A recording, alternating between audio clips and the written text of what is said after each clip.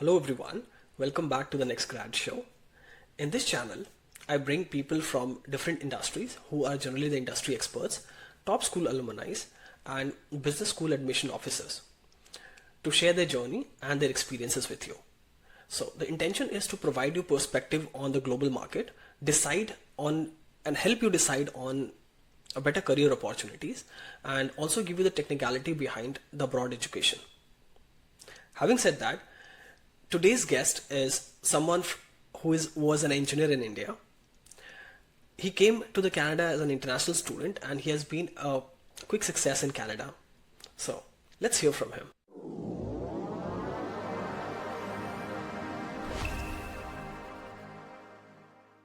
Hi Anil, welcome to the Next Grad Show. So how are you feeling here? Hey, hi Mihir. Thank you for having me. It's a pleasure. I mean, it's my first podcast ever. So yeah, thanks for inviting me. Looking forward to it. So intention is to help our friends back in India. People are are really struggling with bad information. There are a lot of misinformation out there. So this platform is to help them understand the nuances, basically the market out here in Canada, in US. And I believe you are the right person here because you've been in Canada for some time now, and you understand the market well. So yeah, let's get started. So I'll be really interested. In fact, our audience will be interested in knowing your background. What has been your background in India? How did you decide on your masters? So yeah, all up to you now. Yeah, okay. So you put me in a spot now. So I started my journey in Canada in 2017. Before that, I finished my undergrad at Pune University in electronics and telecommunications. Hmm. So I graduated in 2015. Then I Nice. worked for Infosys for about a year and a half. That was a campus placement. I always wanted to go for my master's, so I did prepare for my GRE. I got everything going in my final year of undergrad, but then I got placed, and somewhere in my heart I was like, okay, maybe it's nature's calling. I got a job. If Right. it wouldn't have been the case, maybe I would have just gone on and applied for American universities. But then I got the job, so I was like, Nice. let's give it a try. Maybe work for a year or so, and then while working, I figured that okay, this is not for me at this point. Maybe I should continue Hmm. studying. So I kind of got back into the academics. So while applying, I had a lot of choices. Like as everyone has these days, it's Hmm. just a matter of Hmm. you picking up where you want to go, which your degree you want to Nice. get, Yeah. and then you can go ahead, right? So Right. once I did that, I started applying for universities in Canada, Germany, England, particularly not in US because that was the time when Trump became the president, Oh. and around that time there was a lot of like chatter around, and I've heard stories about people going to US and getting stuck, and a lot of other reasons as Yeah. well. I did bit of my research, and I didn't get like a great GRE score to get into the Ivy League. So I was just around like the 315, 310 kind of mark. So I was like, okay, That's maybe I pretty should good score. I waste. mean, no, sorry to Yeah, cut you. yeah. No, there are a lot of people who have been struggling to get that score. I think that's a dream score for many, Uh, literally. yeah, but I really So, wanted to get into like the top engineering schools, and for them it had to be 325 plus. So, right, and right, I was like, no, maybe. I've always been a person who's like, okay, if it happens in one go, you go. Otherwise, maybe it's not for you, kind of a thing, right? So nice, nice, nice. I just left US at that point, and then I started applying for like these different universities across these three countries which I mentioned. And once I got the offers, I got an offer like from a bunch, but then I picked Canada because McGill was like one of the top universities in the country, and also at the world rankings. I think it was around 28, 30, something around that, and it was known for its Right, research, and I wanted to get into some research, so I did. nice. I got into master's thesis program in electrical and computer engineering, So it didn't take me much time to decide after that that I need to go and pursue my master's. So yeah, and that's when I kind of landed, and then the journey started. It was fun. It was fun. Nice, nice. So everyone watching this video, if you are in Infosys or no, I mean, he's the guy to reach out to. Like, no, you can ask him, and I'll possibly, put his like Instagram link, or like no, I mean, LinkedIn link right in the comment section. You can reach out to him, and if you have any further questions, you can ask him. I hope you won't mind. No, Yeah, I didn't yeah. ask him. No, no, that's fine because I try to be of help if possible because people do reach out once in a while Right, right. with regards to like the job market or with regards to moving out. But this been a while, right? Because I graduated in 2019, so I'm no more Right. a fresh grad. So it's been a while. Otherwise, I remember my inbox being flooded, or not Nice. flooded, but then people Mhm. reaching out from India, like how's the experience been, how's the journey, and so on. So yeah. Nice. That bring one question in my mind. Like you said that you did not go for US because of the Trump, because that makes sense because a lot of my student, in fact, at that time did not go to US because of the uncertainty, political uncertainty, and everything. Just one question. Like, no, I see most of the engineering grad from India, they aspire to be in Germany. Like, why didn't you go for Germany in that case? Yes. Why So only Canada? yeah, that's a good point because, like I mentioned, I applied for universities in Canada, Germany, and England. I got Hmm. into like I applied for two universities in Germany, which was Munich and Aachen. Okay. I got an admit from Aachen, but not from Munich. Nice. But then it was not the like the kind of program and the professor, like the supervisor, which I was looking for because you need to apply it that way, right? So when I Right. got that, I kind of weighed some options because I had an admit in England as well at University College of London. Oh, nice. But then Hmm. it was just a 1 year course, and then the visa situation is slightly different now. But back then it was you Right. do your 1 year taught courses, that's what they call them. It's a 1 year like Hmm. regressive course, and then you have 3 months to find a job, otherwise your visa expires. So, weighing all that, I think Canada was in a better position for me because it was 2 to 3 years course because it was not like two, it was thesis, so it could have gone on to 3 years. Okay. The fees was slightly on the lower side, and I was in Montreal. In Quebec, usually the fee structure is slightly different than rest of Canada. Like if it would have been U of T or UBC, it would have been slightly different for me when I compare. And also I got some scholarship. So those were some of the things. Like one is a good school, Nice. second is the fees, Hmm. and third is me wanting to go like somewhere, okay, English speaking country, but then Quebec being such a francophone, like francophonic Right. state, Right. it was like some kind of a cultural change which I wanted to experience. So it was a mix of multiple things which I uh, used to kind of decide. Nice. Nice. In fact, it has been a very similar, like kind of a journey for me as well. I kind of worked in India for like almost six and a half years Mm. before deciding. The Canada came in as a surprise to me as well because I did not had an idea like no, I lined up in Canada.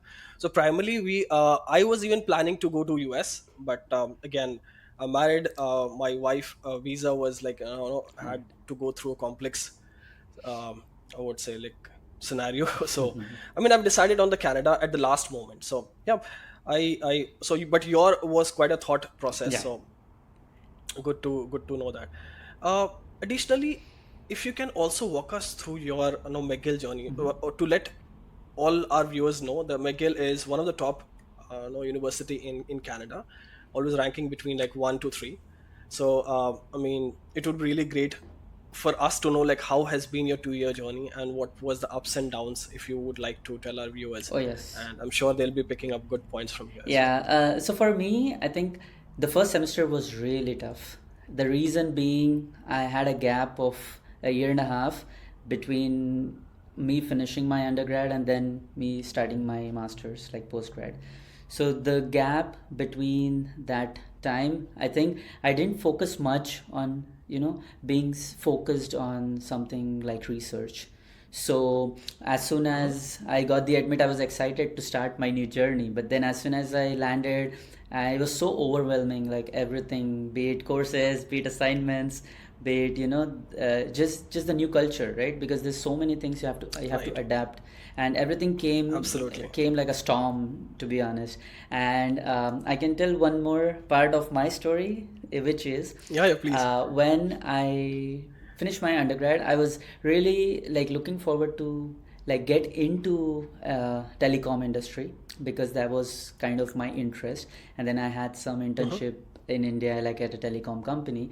But then work for Infosys, which was like very different to what I like wished for. And then I was like, well, Uh-huh. let's give it a try. And probably it's something which is exciting, like software development or doing in telecom, because it needs some domain specific knowledge. So when I got my admit, it was in electrical and computer engineering. So I got my admit in specialization for telecommunications and signal processing. So when Oh, nice. I started in my first semester, I had all the communication related courses like digital communications, and the other like signal processing and so on, probability. And when I was almost approaching the end of first semester, I was like, maybe this is something not uh, I want to continue. And then there was like a big upset, and it could be challenging for people who come, because I've had people in my batch as well. They were kind of confused, Uh-huh. because masters is just 2 years course, right? You Right. when you come, you usually know that okay, this is what you want to do for next 2 to 3 years, and then maybe pursue Right. PhD if you want to, right? So Right. in my first semester, I was like, I want to be in telecom, but probably not satellite communication or do a very theoretical research. So that's why I had like some struggles. That was struggle, because to change supervisor is such a painful process. Because when you get an admit into McGill, probably it's with other Uh-huh. universities as well, you get an admit because a supervisor admits you. You get an admit Oh, through the nice. supervisor. So I Okay. had a chat with the supervisor under whom I joined, and then Uh-huh. when I told him that okay, probably this is not something I'm looking forward to, continue, and maybe I want to give it a second thought, he was like, not like he was not amused, right? Obviously, it's like I gave you admit, you are here to do research for my lab. It's like yes, but no, whatever, right? So yeah, then after the first semester, I had to switch up a bit, and then I was still in telecommunications, but find a different supervisor, and then do some machine learning for telco, and then that's how I continued my rest of my masters. And it was a bit of a down, I thought, because after that first semester, it was a bit of a struggle to get me back onto track, saying okay, I'm here to do my masters, I'm here to do some research. And first semester I thought okay, this is what I want to do, but then afterwards, things changed. But then I found it really interesting, and I found my way. uh, had good supervisor, good lab mates, good friends. So yeah, and then I finished it, and I was lucky enough to finish it in 2 years, because some of my friends like Yeah. took 2.5 years or some 3 years. So yeah, that was it. Sure. I mean, I was about to ask that the same question. It sound more like a PhD or something like where you have to work under the supervisor, do some research and everything. But again, that's a great experience. No, I mean it happens with people, and I mean the way you handle it's really great because now you feel that you built for something, you go and explore it, and then you realize that no, it's not for me. And I'm sure a lot of our viewers who are watching this would have gone through similar experiences that now you think that okay, this is something you want to do, and then later you would discover that oh, this is not what you were looking for. Yeah. So perfect. Again, thank you for the insight. There's one question which a lot of our viewers have that no, uh, what about the expenses? Like a lot of people who come here with limited budget, and they feel that the Canada is expensive. We know that, especially now we stay in Ontario, so we know that okay, this is really expensive. But what about Quebec? Like, what was your experience? How did you manage your expenses specifically when you were in that 2 years? Or did you go through internship, or like how did you manage? Yeah, so when I got the admit, I already had something called Graduate Excellence Scholarship. So that kind of helped Oh, to an nice. extent because that was a yearly Hmm. scholarship. So I got it for 2 years. So that was almost covered Okay. 50% of my tuition fee. So Oh, that nice, was that nice. was like one thing. Then as soon as I came, Hmm. because like I mentioned, I had to take like a lot of courses plus research, which was in the last semester and further. So during my Hmm. usual semester, I had like so many courses. So for the first semester, I thought like I'll not do any kind of work and focus because I want to get myself in into that habit of studying. And because the courses I took, every Nice. course had midterms, finals, and assignments, so there was never room for having fun, to be honest. But later, as you get used to that kind of schedule, then you get better at it. So in the first semester, I didn't do anything, but then second semester onwards, I got some teaching assistantship jobs, and then I had the research assistantship in my lab. So that kind of helped. So luckily, I didn't get like exposed to other jobs outside. And then since I got the TAs and the RAs at the universities, I didn't look for internships because in summer I did apply for a few internships, but even back then, because I was in the field of machine learning and I was trying to do something in telco, there are not a lot of jobs for internships, because even for internships they were preferring PhD candidates over master's candidates, unless Okay. your supervisor had some Hmm. lab, because mine did. So that's why at some point I was Okay. not directly working for the lab, but through my university I was working for that.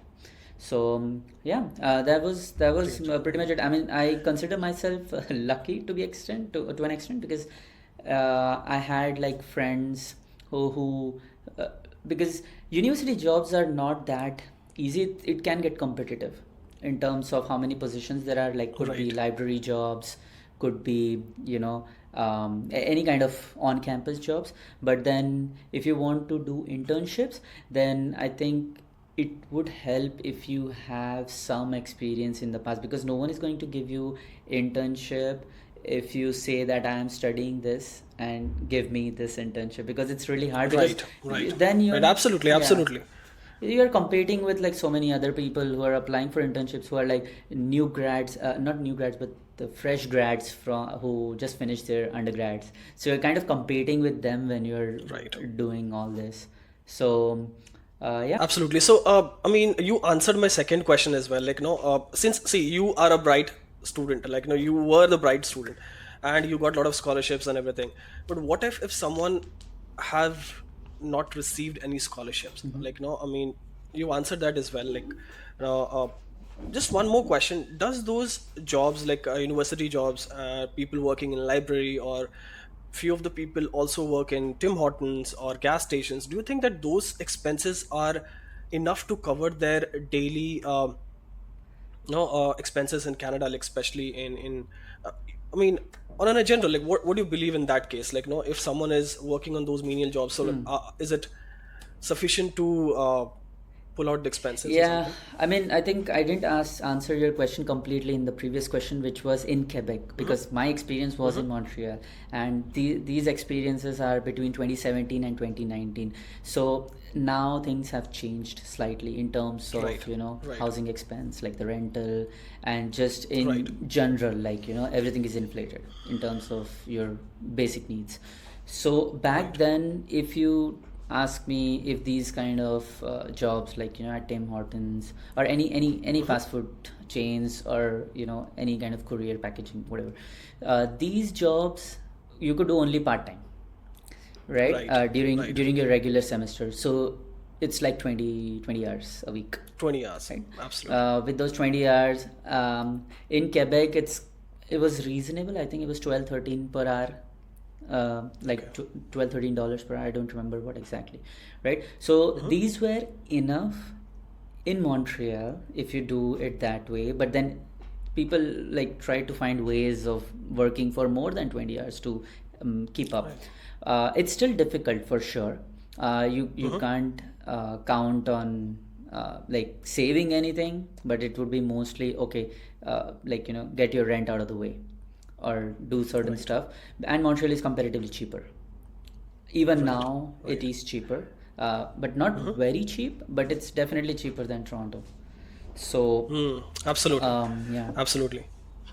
So, would you suggest people watching this to have their fund ready for 2 years of the masters or 2 years of the MBA, or they can figure out something here? What would be your suggestion in that case? Yeah, so I can tell you some of my experiences in Montreal.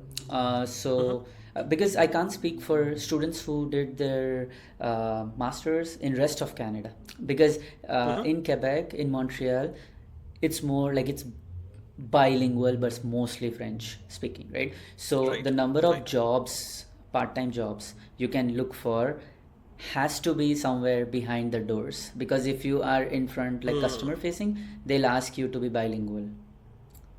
So Right. that's Right. something which is a challenge for sure coming from India, right? Because okay, Mm-hmm. we can manage pretty well in English, but again we'll have to pick up something else to actually do that. But as far Right. as my advice goes, I know it's difficult for everyone to have funds for 2 years, right? Because it's a hefty amount. It's not a small Right. amount. But I would say that if someone is coming to Canada, someone is actually planning to do a master's or an undergrad at a good university, I Mm-hmm. think focus Mm-hmm. one should be how you're progressing in your academics, and then try to find something at university. I know it's difficult, but then that should be priority one. Right. Because I've seen people who come, and as soon as they come, they start applying for part-time jobs, because this affects how you do your acads. I mean, again, it depends from which university they have done their engineering or whatever, right? Like in India, how busy it was, how difficult or how Right. easy it was. So you have to take these calls based on those things, because you could easily like go off track, say like, okay, I'm doing this but I'm not passing my exams, then what's the point, right? So Right. these things are something, if they can manage funds beforehand, well and good. But for 2 years, Mm-hmm. I think it would always be a good advice to make sure you have at least an idea of how much you're going to spend or how much should you spend, so that Right. you don't have Right. to get into a situation where just get into these jobs and try to fill up your remaining. Absolutely, absolutely. Completely agree with Yeah. you. Completely agree with you. In fact, I had 1 year program here at Sholek, and it was really hectic. But although I had my funds figured out already, but I still did those sessions for my students, like, and that kind of paid me well, Right. fortunately, and I was able to completely navigate through it. So, yeah, thank you so much again. It was really insightful. I have few more questions. Yeah. So, I mean, we all know that the job market today is tough, right? Specifically in not only in North America, also in India, in Europe. So, how was the job market while you graduated? I mean, was it the similar situation, or I mean, like, or it was more of like a relaxed scenario? How was the thing then back then? Yeah, things have definitely changed over time, because Mm-hmm. pre-COVID, uh, because I graduated in 2019, and like the lockdown and everything happened like in 2020 March onwards, right? So Mm-hmm. Mm-hmm. before that, uh, again, I can only speak for my field, right? Because Yeah. Yeah. I was Mm-hmm. trying to look for those machine learning kind of jobs, data Mm-hmm. engineering, software engineering in the telco space. So there were Mm-hmm. jobs, but then it was always something which was on my mind even before coming moving to Canada. That Mm-hmm. if you compare this with Indian jobs, if you compare this with American jobs, definitely jobs are less here, Right. because the job market is smaller. Mm-hmm. But there are jobs, like there's no denying that there are jobs. Right. But back then, yes, as soon as I graduated, I mean, I was giving interviews like every other day, to be honest. Mm-hmm. uh, Oh, nice. so in that way, I think I had a decent experience. Although there is always a little bit of phase when you graduate and then when you get a job, some might get lucky or some might plan well in advance that even before Right. they graduate they have an offer. Absolutely. But if not, I thought it was pretty okay. Like the market was pretty good. But right now as well, it's up and down. It's very unpredictable. I can say that. Yeah. Great. I mean, if you can walk us through your job experiences, like job experience, job searching experiences, like because I get a lot of comments from the people as well saying that no, I'm not getting interview calls. Like people, even in Canada, there are certain amount of people applying from India as well. Like they have their study permit or they are on PR and then they're trying to apply from India to Canada. So, what was your job experiences like? Search experience look like. So, if you can just let us Yeah. know that. I mean, I think one thing definitely adds up is where you graduate from. It does definitely makes a bit of difference, if not like a whole lot of difference. But in my case, I think I was trying to just improve my networking skills on LinkedIn and then try to go to career fairs, because here you do get opportunities at career fairs, like to just present yourself. Again, you get an opportunity or not depends on you, but then Right. you do get that kind of a platform. And back when I was just about to graduate, I was pretty active into getting into these things, and then also reaching out to previous like alumni of McGill, Right. or people I know of through someone, right? So it's not that easy if you just keep on applying on the job portals. I mean, I should say that I got my job, which I am at like since 4 years, was through the job portal. But then it came out of the blue because I kind of Right. applied and then forgot, and then I got a call one day like, okay, you want to interview for us, Wow. something like that, right? So, So but you you're lucky. yeah, otherwise I was, whatever interview calls I was getting, it was mostly through reference. So Hmm. that's something you really have to work on. There's no denying that. But I think that's how it works even now.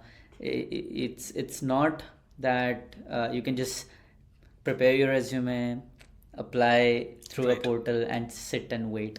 I don't think that's gonna work anymore.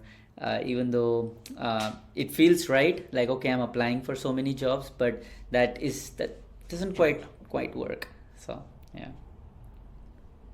Right. Right. So I mean, just to add on, like optimizing LinkedIn can also help, right? Because I believe both of my jobs in Canada, I got it through LinkedIn. I mean, like recruiter reached out to me saying that hey, if you're interested, so anyone watching here searching for job, optimize your LinkedIn, and as Anil said, not only applying through the portal, reaching out to the right people, Yep. right? So again, just to emphasize here, like Anil, how would you reach out to the right people? I mean, if you can just let our viewers know, like how to reach out to the recruiters, because you have been here for some time now and you understand those nuances. So if you can just let us know how to I mean, reach out to those recruiters. Yeah, because for me, I think I had a certain drill to shortlist who I want to reach out to, Hmm. because you would want to know at some point that which industry you want to work for or which kind of job profile Right. you want to work for. And then you also see these days what workways, like work profile you want to choose for, Right. right? And then Absolutely. you would want to see if some jobs fits, and then you try to see who is the HR or the manager for that. I think step one, even before that, is to know if you know someone in that company, and then be Right. it a connection, be it a friend, anything, right? So it would be better if we go through that, and I mean, you can ask directly, because no one is going to say no unless you're a complete stranger to that person, because it might take sometimes a bit to hear back when you send out a message or something, right? So yeah, I think once you do that, I usually used to keep a message drafted Hmm. with some edits, obviously based on the position, based on the company, showing your interest. So if you could have something like that ready, then you could definitely pull that and then send it out. And at some point I actually prepared a script to do that, so that um, you know I was believing in quantity over quality at some point, because I just wanted, like, okay, just apply and see which one hits. So yeah. Nice, Hmm. nice, nice. Great. That bring me to the next question here. Like, how do you believe is the work culture different? Like, I mean, is the work-life balance is a real thing in Canada, or just these are no? I mean, immigration consultant has been selling to a lot of Indian those who want to migrate to Canada, saying that, oh, there's good work-life balance. So, what do you think? Is it a real thing here, or it just a myth? Yeah, I mean, uh, my experiences would be a bit skewed because I've been at the Hmm. same company for 4 years now, and I like it here, so that's why I didn't move. The reason of liking it is my work life, because Hmm.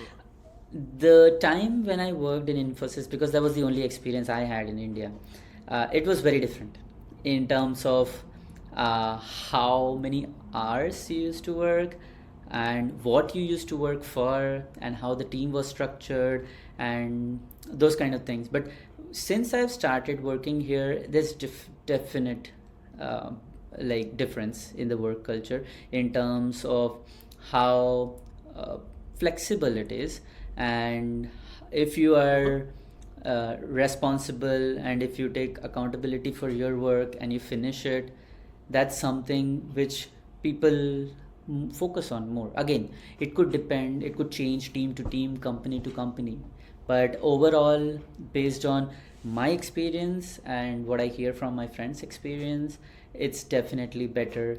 And even when I bring up this thought of, okay, maybe I should go back to India, my friends, they're like, why are you leaving that kind of a work life and coming back here? So that's something which is, Right, right.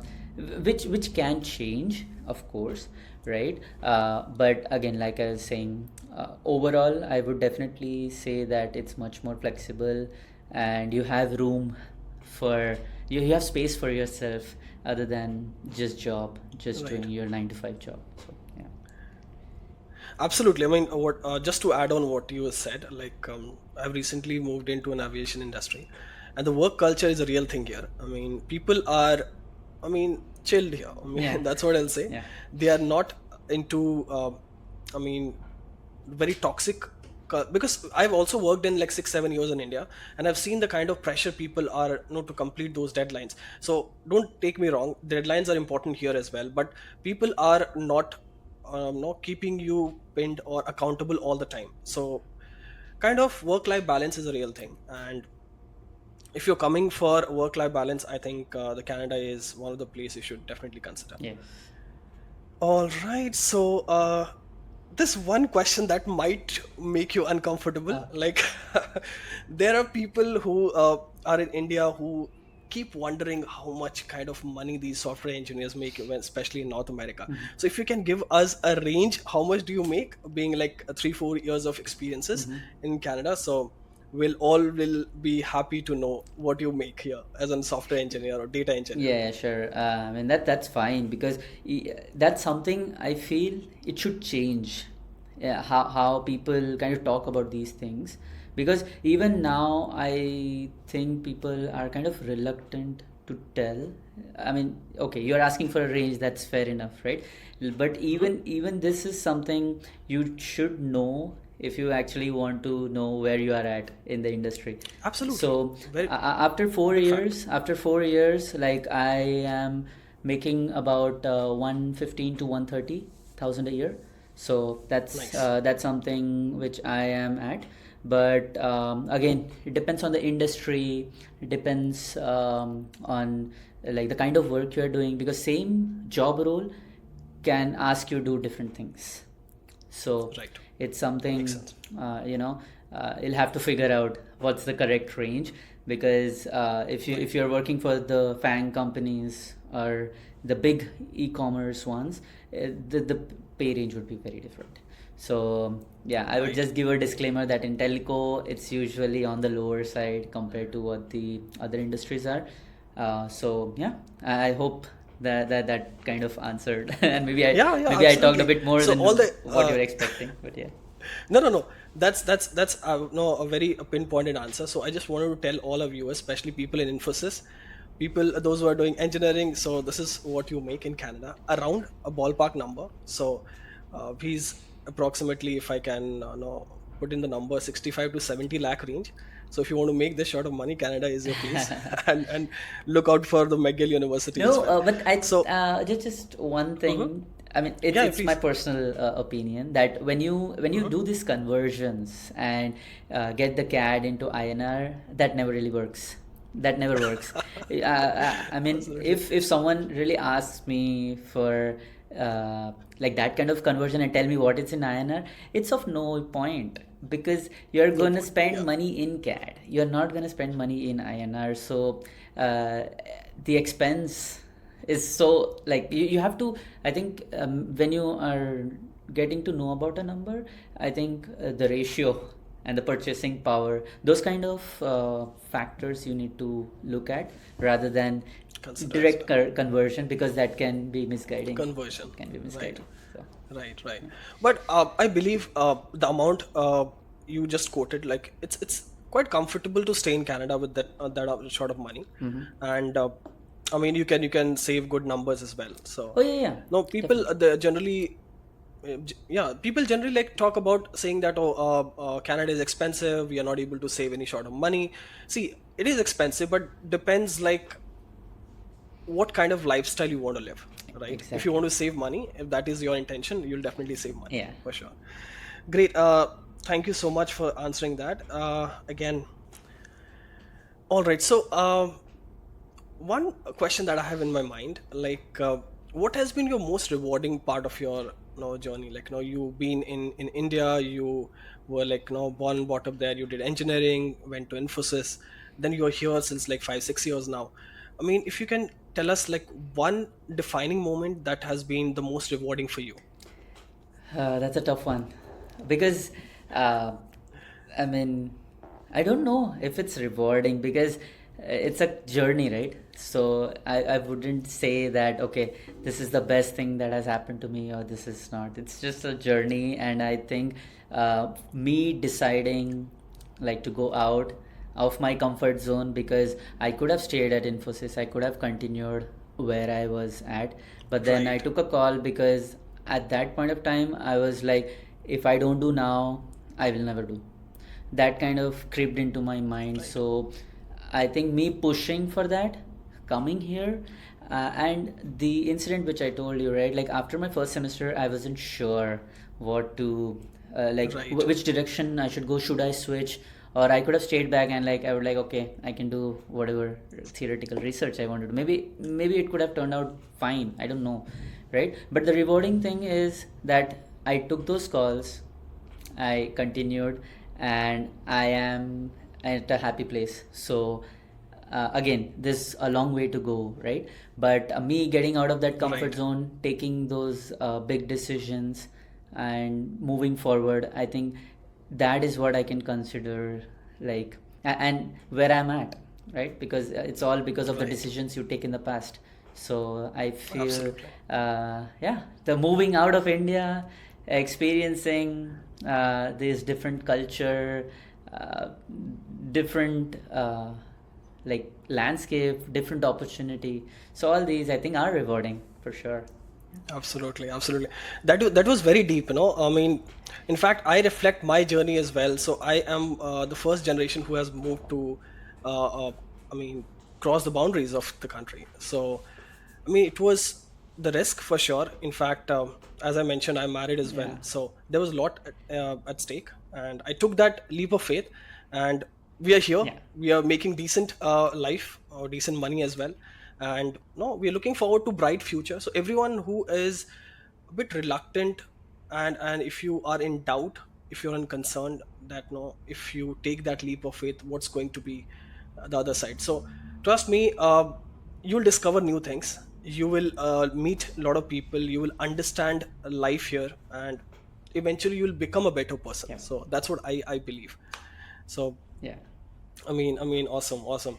So just if you have one advice for our viewers, Anil, like I mean, you have been to all the phases, like you've been an engineer in India, as I mentioned earlier, and now here you are. So all those students sitting back in those engineering colleges, or people in Infosys, Wipro, TCS watching you right now, what would be that typical advice you want to give them, that might help them in deciding factor, and, uh, and decide them if they want to Move, pursue their dream? right? Yeah. So I think one advice which I would give is that when you're taking these decisions, maybe I can name 2 points. When you Hmm. like, if a thought comes into your head that okay, you want to move out, one thing is don't move out because others are moving out. It has to come from within, and you Right. should have a reason, be it making money, be it having a good life, or whatever definition of good life fits in your life, right? So I think Hmm. one thing Hmm. is that, and the second one is, please do your due diligence. Like, please take decisions based on your research. Don't I mean, yes, there will be people out, they have their own experiences. Maybe you can see similarities when you're taking those decisions, but I think going forward, you should never regret some decisions. You should always be Right. sure. No, I mean, you're never sure about some decisions, right? That's fine. Like you said, you took a leap of faith and then you're here. But then Right. you did some of your homework before, like, okay, Right. you Absolutely. got an admit, Absolutely. but that doesn't mean I'll just close my eyes and then I'll just book my flight and go. But you should do some of your planning, at least like a few Right. months in advance, so that you are you're not lost. Because as soon as you Right. like leave your homeland, it's a different world. I mean, okay, you'll find other fellow Indians and other people around you, but it's always you. So you should have that strong willpower and determination to continue. And if you have, you'll make it through. Like, this it's no rocket science, or no like a theory, like a physics theory or something, that you'll Right. struggle with it. It's just you have to believe in yourself, and if you do, just take that call. Do your own kind of a bit of research, where you want to go, what you want to do, and then it'll all turn out fine. Absolutely. Thank you so much. I mean, like, that was great, great answer. I mean, in fact, uh, if I would have been in India right now watching this, I would have definitely moved in for Yeah. sure. But thank you so much. It was great having you here and in the next grad show. I'm sure people would have a lot of values if you have watched it till the end. I'm sure you would have had a good values out of it. And I'll as I said earlier, I'll put uh, Anil's Instagram and LinkedIn link. You can reach out to him directly and Sure. ask any questions. He's always there to help, and you can reach out to me as well. We are ready to help you in the comment sections as well. So thank you so much. It was great having you again, and Thank you you. know It I was, will see. yeah, it was really interesting conversation, because some of these questions, I know you have those, but you never answer it. I mean, Yes, and yes, I absolutely. hope it helps, because every person has his own journey. But yeah, I mean, like Mihir mentioned, like, if you have any questions, if you want to reach out, I'm here. I can try to help. Yeah. Thank you so much. I'm going to see everyone in the next episode. So thank you so much. Till then, take care. Bye bye.